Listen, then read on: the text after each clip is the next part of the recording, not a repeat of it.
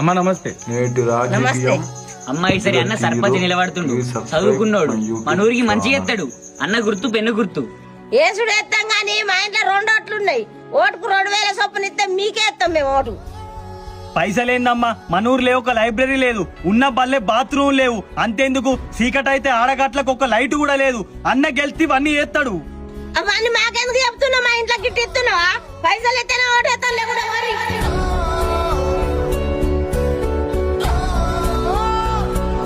ఈ ఇళ్ళల్లో అడుగుతూ ఓళ్ళు కూడా ఓటయ్యారన్నా.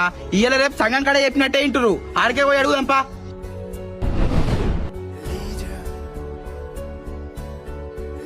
అన్న ఈసారి చదువుకున్నాడు సర్పంచ్ మన సురేష్ అని నిలబడుతుండు. మన సంఘం సపోర్ట్ ఉండాలి. చేద్దాంరా, నీకు తెలియదు ఏముంది.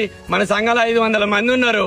వాళ్ళకొక్క 4 మేకపోతులు కోసి ఒక్క 5 లక్షలు ఇచ్చినామనుకో, మనడే సర్పంచ్.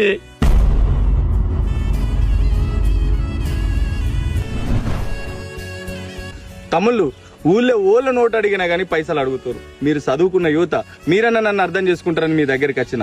ఈసారి చదువుకున్నోడు సర్పంచ్ అయితే ఎట్లుంటుందో చూపిద్దాం. అన్న మాకు పైసలు వద్దేమద్దే, మేము నీకే సపోర్ట్ చేస్తాం. మేము పొద్దు దాకా నీతోనే తిరుగుతామే, కానీ రాత్రి అయితే మంది కలుసుకోవాలి.